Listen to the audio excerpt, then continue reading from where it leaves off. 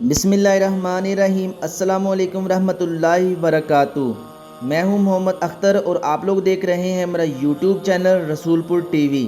حضرت داؤد علیہ السلام کی 99 بیویاں تھیں، 99 وائفز۔ اس کے بعد آپ نے ایک دوسری عورت کو نکاح کا پیغام دیا، جس کو ایک مسلمان نے پہلے سے پیغام دے رکھا تھا، لیکن آپ کا پیغام پہنچنے کے بعد عورت کے اولیاء دوسرے کی طرف بھلا کب اور کیسے توجہ کر سکتے تھے؟ آپ سے نکاح ہو گیا۔ یہ بات نہ تو شرعاً ناجائز تھی اور نہ اس زمانے کے رسم و رواج کے خلاف تھی، لیکن حضرات انبیاء اکرام علیہم السلام کی شان بہت ہی عرفہ و اعلیٰ ہوتی ہے۔ یہ آپ کے منصب عالی کے مناسب نہ تھا، اس لیے اللہ تعالیٰ کی مرضی یہی ہوئی کہ آپ کو اس پر متنبہ اور آگاہ کر دیا جائے۔ چنانچہ اس کا ذریعہ یہ بنایا کہ فرشتے مدعی اور مدعا علیہ بن کر آپ کے دربار میں ایک مقدمہ لے کر آئے اور بجائے دروازہ سے داخل ہونے کے دیوار پھاند کر مسجد میں آئے۔ آپ ان لوگوں کو دیوار پھاندتے دیکھ کر کچھ گھبرا گئے، تو فرشتوں نے کہا کہ آپ ڈرے نہیں، ہم دو فریق ہیں، ایک نے دوسرے پر زیادتی کی ہے، لہٰذا آپ ہمارا ٹھیک فیصلہ کر دیجئے۔ ہمارا مقدمہ یہ ہے کہ میرا یہ بھائی، اس کے پاس 99 دمبیاں ہیں اور میرے پاس ایک ہی دمبی ہے۔ اب یہ کہتا ہے کہ تو اپنی ایک دمبی بھی میرے حوالے کر دے اور اس بات کے لیے مجھ پر دباؤ ڈالتا ہے۔ یہ سن کر حضرت داؤد علیہ السلام نے فوراً یہ فیصلہ فرما دیا کہ بے شک یہ زیادتی ہے کہ وہ تیری دھمبی کو اپنی دھمبیوں میں ملانے کو کہتا ہے، اور اس میں کوئی شبہ نہیں کہ اکثر ساجھے والے ایک دوسرے پر زیادتی کرتے رہتے ہیں، بجز ان لوگوں کے جو صاحب ایمان اور نیک عمل ہوں، اور ایسوں کی تعداد بہت ہی کم ہے۔ مقدمہ کا فیصلہ سنا کر حضرت داؤد علیہ السلام کا ماتھا ٹھنکا اور انہوں نے سمجھ لیا کہ اس مقدمہ کی پیشی در حقیقت یہ میرا امتحان تھا۔ چنانچہ فوراً ہی آپ سجدہ میں گر پڑے اور خدا سے معافی مانگنے لگے، تو اللہ تعالیٰ نے آپ کو معاف تو فرما دیا۔ چنانچہ قرآن مجید میں اس کے بارے میں یوں تفصیل سے ذکر فرمایا، پارہ نمبر 23 سورہ صاد آیت نمبر 25 تا 26، ترجمہ کنز الایمان۔ تو ہم نے اسے یہ معاف فرما دیا، اور بے شک اس کے لیے ہماری بارگاہ میں ضرور قرب اور اچھا ٹھکانہ ہے۔ اے داؤد، بے شک ہم نے تجھے زمین میں نائب کیا، تو لوگوں میں سچا حکم کر اور خواہش کے پیچھے نہ جانا کہ تجھے اللہ کی راہ سے بہکا دے گی۔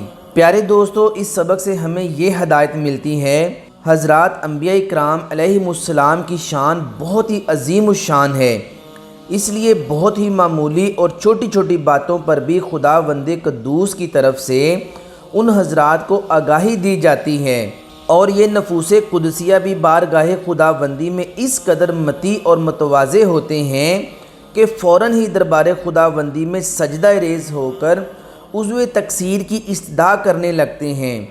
مثل مشہور ہے، نیک لوگوں کی نیکیاں مقربین کے لیے خطاؤں کا درجہ رکھتی ہیں۔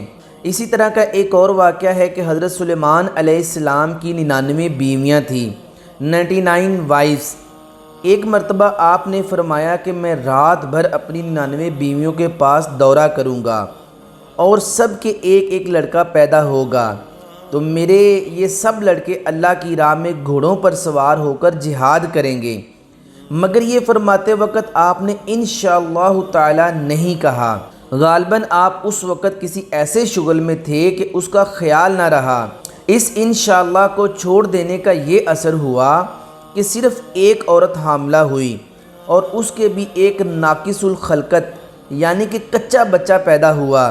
حضور خاتم النبیین صلی اللہ تعالیٰ علیہ وسلم نے فرمایا کہ اگر حضرت سلیمان علیہ السلام نے انشاءاللہ تعالیٰ کہہ دیا ہوتا تو ان سب عورتوں کے لڑکے پیدا ہوتے اور وہ خدا کی راہ میں جہاد کرتے۔ قرآن مجید میں اللہ تعالیٰ نے اس واقعہ کو اجمالاً بہت مختصر طریقے پر اس طرح بیان فرمایا ہے، پارہ نمبر 23 سورہ صاد آیت نمبر 34 تا 35، ترجمہ کنز الایمان۔ اور بے شک ہم نے سلیمان کو جانچا اور اس کے تخت پر ایک بے جان بدن ڈال دیا، پھر رجوع لایا، عرض کی اے میرے رب مجھے بخش دے اور مجھے ایسی سلطنت عطا کر کہ میرے بعد کسی کو لائق نہ ہو، بے شک تو ہی بڑی دین والا ہے۔ ناظرین، اس واقعہ سے ہمیں یہ سبق ملتا ہے کہ مسلمان کو لازم ہے کہ آئندہ کے لیے جو کام کرنے کو کہے تو انشاءاللہ تعالی ضرور کہہ دے۔ اس مقدس جملہ کی برکت سے بڑی امید ہے کہ وہ کام ہو جائے گا اور انشاءاللہ تعالی چھوڑ دینے کا انجام سراسر نقصان، ناکامی و محرومی ہے۔ غور کیجئے کہ حضرت سلیمان علیہ السلام جو خداوند قدوس کے پیارے نبی، بے مثال بادشاہ بھی ہیں، مگر انہوں نے لاشعوری پر انشاءاللہ تعالی کہنا چھوڑ دیا تو ان کا مقصد جو اعلیٰ درجے کی عبادت تھی پورا نہیں ہوا۔ وہ اس بات پر نہایت متاسف اور رنجیدہ ہو کر خدا کی طرف رجوع ہوئے۔ وہ اپنی مغفرت کی دعا مانگنے لگے، پھر بھلا ہم تم گناہگاروں کا کیا ٹھکانہ ہے کہ اگر ہم تم انشاءاللہ تعالی کہنا چھوڑ دیں گے تو بھلا کس طرح ہم اپنے مقصد میں کامیاب ہوں گے۔ لہذا انشاءاللہ تعالی کہنا ضرور یاد رکھیے، کیونکہ اللہ تعالیٰ نے ہمارے رسول مقبول حضور خاتم النبیین صلی اللہ تعالیٰ علیہ وسلم کو قرآن مجید میں بڑی تاکید کے ساتھ یہ حکم دیا ہے کہ آئندہ کے لیے جو کام بھی کرنے کو کہے تو ضرور انشاءاللہ تعالی کہہ لیجئے۔ چنانچہ اللہ تعالیٰ نے اپنے حبیب صلی اللہ تعالیٰ علیہ وسلم کو یہ حکم فرمایا ہے۔ پارہ نمبر 15 سورہ کہف آیت نمبر 23 تا 24، ترجمہ کنز الایمان۔ اور ہرگز بات کو نہ کہنا کہ میں کل یہ کر دوں گا، مگر یہ کہ اللہ چاہے، اور اپنے رب کی یاد کر جب تو بھول جائے۔ اسی طرح کا ایک اور واقعہ ہے اصحاب الاخدود کے بارے میں۔ مفسرین کا اختلاف ہے کہ یہ لوگ کون تھے اور ان کا کیا واقعہ تھا۔ اس بارے میں حضرت صہیب رضی اللہ تعالی عنہ سے روایت ہے کہ اگلی امتوں میں ایک بادشاہ تھا جو خدائی کا دعویٰ کرتا تھا اور ایک جادوگر اس کے دربار کا بہت ہی مقرب تھا۔ ایک دن جادوگر نے بادشاہ سے کہا کہ میں اب بوڑھا ہو چکا ہوں، لہٰذا تم ایک لڑکے کو میرے پاس بھیج دو تاکہ میں اس کو اپنا جادو سکھا دوں۔ چنانچہ بادشاہ نے ایک ہوشیار لڑکے کو جادوگر کے پاس بھیج دیا۔ لڑکا روزانہ جادوگر کے پاس آنے جانے لگا، لیکن راستہ میں ایک ایماندار راہب رہتا تھا۔ لڑکا ایک دن اس راہب کے پاس بیٹھا تو اس کی باتیں لڑکے کو بہت پسند آ گئیں۔ چنانچہ لڑکا جادوگر کے پاس آنے جانے میں روزانہ راہب کے پاس بیٹھنے لگا۔ ایک دن لڑکے نے دیکھا کہ ایک بہت بڑا مہیب جانور کھڑا انسانوں کا راستہ روکے ہوئے ہے۔ لڑکے نے یہ منظر دیکھ کر اپنے دل میں کہا کہ آج یہ ظاہر ہو جائے گا کہ جادوگر افضل ہے یا راہب۔ چنانچہ لڑکے نے ایک پتھر اٹھا کر یہ دعا مانگی کہ یا اللہ عز و جل، اگر تیرے دربار میں یہ مذہب جادوگر سے زیادہ مقبول و محبوب ہو تو اس جانور کو اسی پتھر سے مقتول فرما دیں۔ یہ دعا کر کے لڑکے نے جانور کو اس پتھر سے مار دیا تو یہ بہت بڑا جانور ایک چھوٹے سے پتھر سے قتل ہو کر مر گیا اور لوگوں کا راستہ کھل گیا۔ لڑکے نے راہب سے یہ پورا واقعہ بیان کیا تو راہب نے کہا کہ اے لڑکے، خدا عز و جل کے دربار میں تیرا مرتبہ بلند ہو گیا ہے، لہٰذا اب تو عنقریب امتحان میں ڈالا جائے گا، اس لیے کسی کو میرا پتہ نہ بتانا اور امتحان کے وقت صبر کرنا۔ اس کے بعد یہ لڑکا اس قدر صاحب کرامت ہو گیا کہ اس کی دعاؤں سے مادرزاد اندھے اور کوڑی کے مریض شفا پانے لگے۔ رفتہ رفتہ بادشاہ کے دربار میں اس کا چرچا ہونے لگا تو بادشاہ کا ایک بہت ہی مقرب ہم نشین جو اندھا ہو گیا تھا اس لڑکے کے پاس بہت سے ہدایہ اور تحائف لے کر حاضر ہوا اور اپنی بصارت کے لیے دعا کا طالب ہوا۔ تو لڑکے نے کہا کہ اگر تو اللہ پر ایمان لائے تو میں تیرے لیے دعا کروں گا۔ چنانچہ وہ ایمان لے آیا اور لڑکے نے اس کے لیے دعا کر دی تو فوراً ہی وہ انکھیارا ہو گیا اور بادشاہ کے دربار میں گیا تو بادشاہ نے پوچھا کہ تمہاری آنکھوں میں بصارت کیسے آ گئی ہے؟ تو مقرب ہم نشین نے کہا کہ میرے رب نے مجھے بصارت عطا فرما دی ہے۔ بادشاہ نے غضبناک ہو کر کہا کہ کیا میرے سوا بھی تمہارا کوئی رب ہے؟ تو اس نے کہا کہ ہاں، اللہ تعالیٰ میرا اور تیرا ہم دونوں کا رب ہے۔ بادشاہ نے اس کو طرح طرح کی سزائیں دے کر پوچھا کہ کس نے تجھے یہ بتایا ہے؟ تو اس نے لڑکے کا نام بتا دیا۔ پھر بادشاہ نے لڑکے کو قید کر کے اس کو اس قدر مارا پیٹا کہ اس نے راہب کا نام بتا دیا۔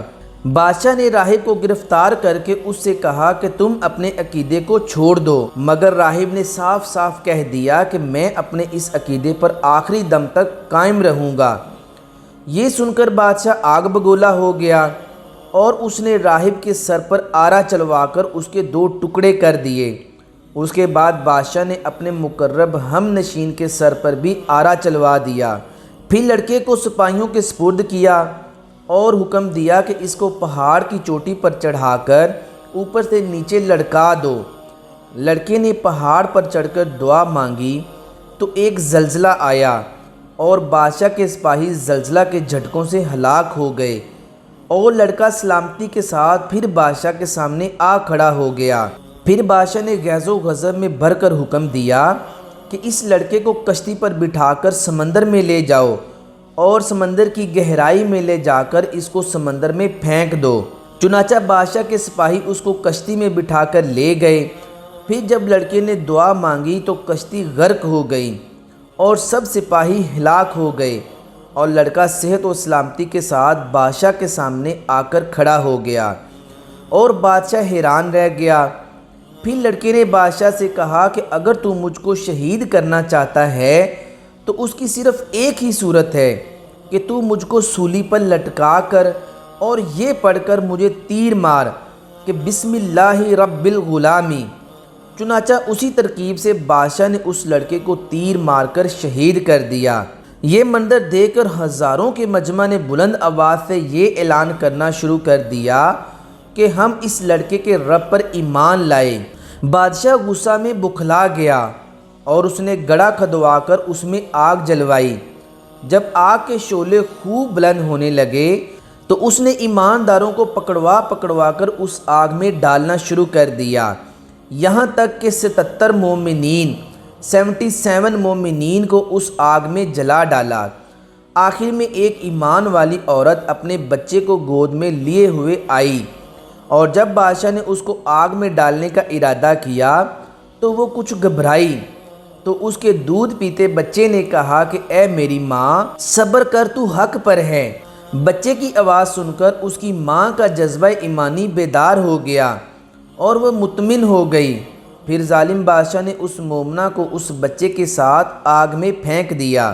بادشاہ اور اس کے ساتھی خندق کے کنارے مومنین کے آگ میں جلنے کا منظر کرسیوں پر بیٹھ کر دیکھ رہے تھے اور خوب نظارے اور لطف اندوز ہو رہے تھے، اور اپنی کامیابی پر خوشی منا رہے تھے، کہہ لگا رہے تھے کہ ایک دم قہر الہی نے ظالموں کو اپنی گرفت میں لے لیا، اور وہ اس طرح کہ خندق کی آگ کے شعلے اس قدر بھڑک کر بلند ہوئے کہ بادشاہ اور اس کے ساتھیوں کو آگ نے اپنی لپیٹ میں لے لیا، اور سب کے سب لمحہ بھر میں جل کر راکھ کا ڈھیر ہو گئے، اور باقی تمام دوسرے مومنین کو اللہ تعالیٰ نے کافر اور ظالم کے شر سے بچا لیا۔ اس واقعہ کو اللہ تعالیٰ نے قرآن مجید میں ان لفظوں کے ساتھ بیان فرمایا ہے۔ پارہ نمبر 30 سورہ البروج آیت نمبر 4 تا 7۔ ترجمہ کنز الایمان۔ کھائی والوں پر لعنت ہو، وہ اس بھڑکتی آگ والے جب وہ اس کے کناروں پر بیٹھے تھے، اور وہ خود گواہ ہیں جو کچھ مسلمانوں کے ساتھ کر رہے تھے۔ پیارے دوستو، اس واقعہ سے ہمیں یہ سبق ملتا ہے کہ عموماً خدا کی طرف سے امتحان ہوا کرتا ہے، اور بوقت امتحان مومنوں کا بلاؤں اور مصیبتوں پر صابر و شاکر رہنا ہی اس امتحان کی کامیابی ہے۔ اور ساتھ میں یہ بھی معلوم ہوا کہ ایمان کامل کی یہی نشانی ہے کہ مومن خدا عز و جل کی راہ میں پڑنے والی تکلیفوں اور مصیبتوں سے گھبرا کر کبھی بھی اس میں تذبذب نہیں پیدا ہونا چاہیے، بلکہ مومن خواہ پھولوں کے ہار کے نیچے ہو یا تلوار کے نیچے، پانی میں غرق کیا جائے یا آگ کے شعلوں میں جلایا جائے، ہر حال میں بہر صورت وہ اپنے ایمان پر استقامت و استقلال کے ساتھ پہاڑ کی طرح قائم رہتا ہے، اور اس کا خاتمہ ایمان ہی پر ہوتا ہے۔ یہ وہ سعادت عظمیٰ ہے کہ جس کو نصیب ہو جائے اس کی خوش بختیوں کی معراج ہو جاتی ہے، اور وہ خدا عز و جل اور رسول اللہ صلی اللہ تعالیٰ علیہ وسلم کی بارگاہ میں وہ قرب حاصل کر لیتا ہے کہ آسمانوں کے فرشتے اس کے اعلیٰ مراتب کی سر بلندیوں کے مداح اور ثنا خواں بن جاتے ہیں۔ اللہ تعالیٰ سے دعا ہے کہ ہم نے جو کچھ بھی سنا سمجھا اس پر عمل کرنے کی توفیق عطا فرمائے۔ ویڈیو اچھی لگے تو چینل کو سبسکرائب کر لیجئے گا، لائک کیجئے گا، فرینڈ اینڈ فیملی کے ساتھ شیئر ضرور کیجئے گا۔ ہو سکتا ہے کہ آپ کا کسی ایک کو یہ ویڈیو شیئر کرنا آپ کے لیے صدقہ جاریہ بن جائے۔ تو ملتے ہیں انشاءاللہ نیکسٹ نیو ویڈیو کے ساتھ، تب تک کے لیے اپنا بہت سارا رکھیے گا خیال۔ اللہ تعالیٰ آپ سب پر اپنا خاص رحم و کرم فرمائے۔ اللہ تعالیٰ آپ سب سننے والوں کو اپنی رحمت کے سائے میں رکھے۔ مجھے بھی اپنی بہت ساری دعاؤں میں یاد رکھیے گا۔ آمین یا رب العالمین۔ خدا حافظ۔